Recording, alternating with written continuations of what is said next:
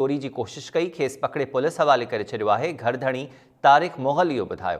लाड़काणो में घर मां चोरी जे इल्ज़ाम हेठि हिकु मुबैना चोर खे सोगो करे मारकुट बाद पुलिस हवाले कयो वियो आहे। शहरी तारिक मुग़ल जो इहो चवणु आहे त चोर घर में घिड़ी चोरी जी कोशिश कई, खेस पकड़े पुलिस हवाले करे छॾियो। तफ़सील मालूम कयूं था नवीद लाड़िक खां। नवीद, वधीक आगाह कजो।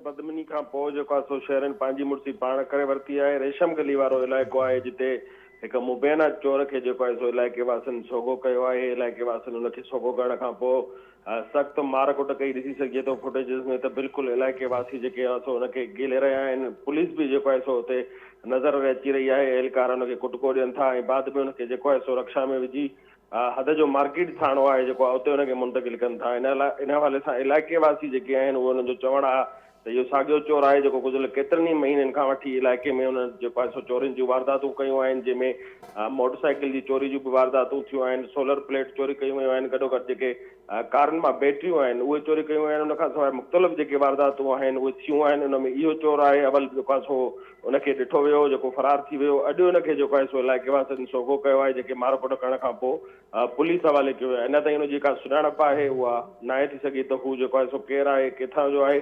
बाक़ी ॿुधायो इहो पियो वञे त इहो जेको आहे सो मवाली क़िस्म जो ऐं मंशात मां परे शख़्स आहे। जी, शहरनि इन चोर खे पकड़े पुलिस हवाले कयो आहे। महिरबानी तफ़सील ॾियण जे लाइ नवीद।